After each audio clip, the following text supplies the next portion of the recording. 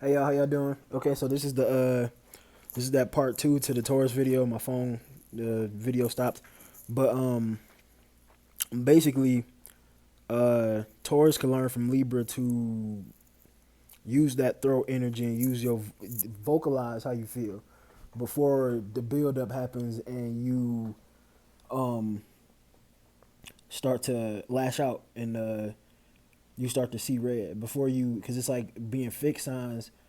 You let the energy build, whereas a cardinal sign would sometimes jump the gun. A fixed sign might like hold and hold and hold, and then hold and hold and hold, and then hold and hold and hold,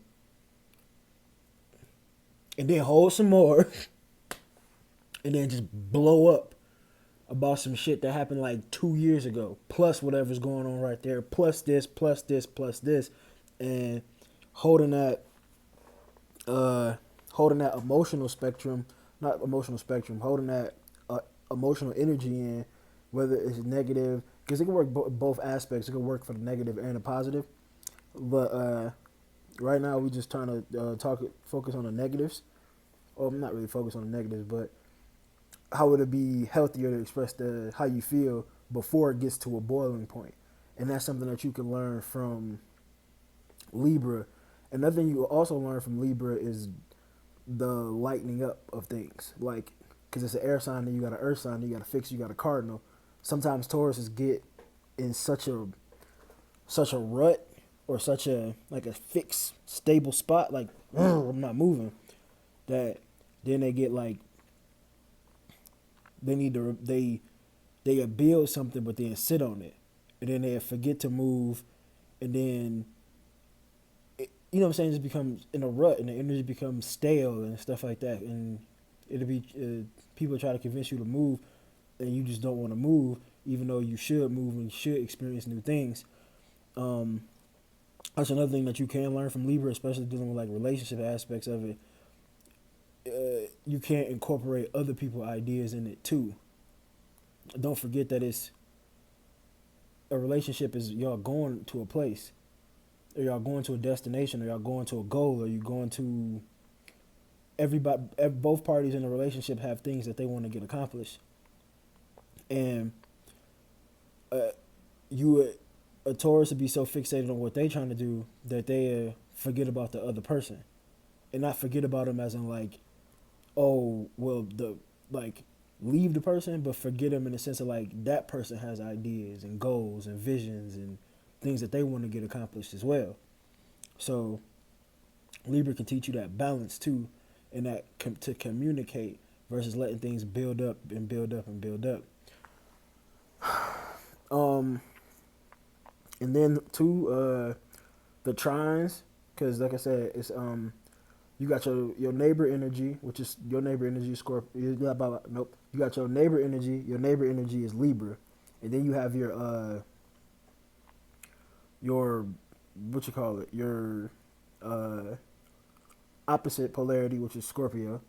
And then you have your two trine energies, which is still Earth, but in a different formality. So you got your Virgo, which is mutable. Then you got your Capricorn, which is your cardinal, and it's Earth. It's still trying to get something built.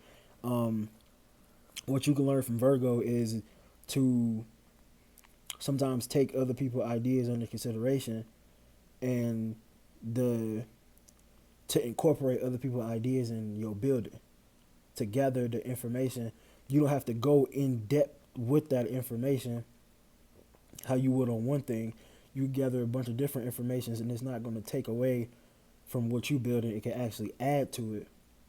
So you don't have to stop and dissect and get into a groove with every single idea. You can just incorporate it and add it on to your main idea. So you don't have to, like, for instance, like if it's a way you want to build a certain structure, it's a way you want to build a dresser. You know what I'm saying? You got a dresser, and you got a set way you trying to build the dresser, and then you go on YouTube and you see this person got four knobs in the front instead of just one knob and right there. Like you can incorporate that, add it to your structure, without completely having to change your entire structure. You can do that without having to completely change the whole structure of the situation. So that's something that you can learn from Virgo. And then with dealing with Capricorn, you can learn to take the structure on the road. So take the show on the road. You can build a stable building, you can build a stable environment, but then you can also take the take the blueprint of that and build different things. You get what I'm saying? So like, say for instance, you make one thing, and you got a sturdy thing, and you have a stable foundation. You can capitalize and build that same sturdy foundation in another area, so it can draw different people and different experiences. So say for instance, you got like that's just like you a contractor, or you somebody that build cabins and you build houses. So you build a cabin in the woods, and you stay in this cabin, and it's a beautiful cabin, and the structure, and it's exactly how you want it, and it's elegant and it's beautiful. You could also take that same blueprint and build a beach house with that same level of foundation. So that's what Capricorn will teach you. The Capricorn teaches you. It's really Capricorn is really the expansion of the Earth, but I'll put that in something else. But Capricorn really expands the Earth. So like I said, with that main foundation that you just put up that you want to stay in, and like I said, if you were Taurus, that energy could kind of get stuck in that rut. You get comfortable in that structure, which there's nothing wrong with it, but to expand on that, to have maybe you could build another house and then have people live in that house. You know what I'm saying? So then you could pay for that, and you helping people, and you building more structures, and you expanding, and you seeing more things.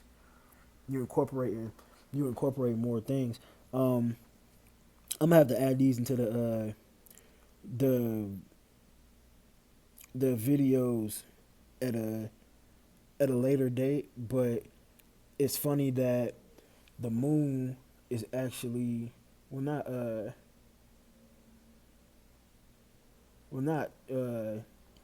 the moon. He's talking about Venus, but Venus is actually exalted in Pisces.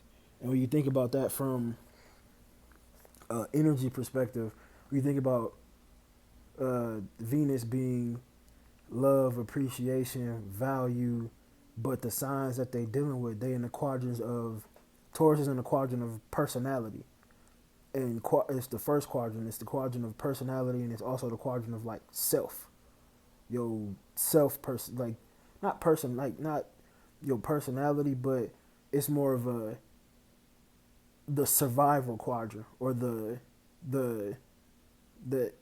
maybe ego is the wrong word for it, but let's, for the lack of not having another word to describe it, like your ego quadrant, like the quadrant that is more concerned with self. And you take a planet like Venus and with Taurus being there, and then you also have Libra, which is more concerned with the relationships, between one-on-one relationships, and then you exalt that energy in Pisces, which is altruistic and is concerned about everything. That's another good way to be able to notice that you have to expand. Like, notice that the energy needs to expand. So you can take that for whatever you want to take that as, but like I said, just for, there's always things that you can learn. So just remember that it's not about, there's nothing wrong with you building a foundation, but you got to remember there's more to it than just that. But all in all, like I said, Taurus pretty cool energy, man. Pretty cool people. I'm an earth sign, so I can relate to as well. I mean, to a point. Uh, but yeah, that was the Taurus part 2.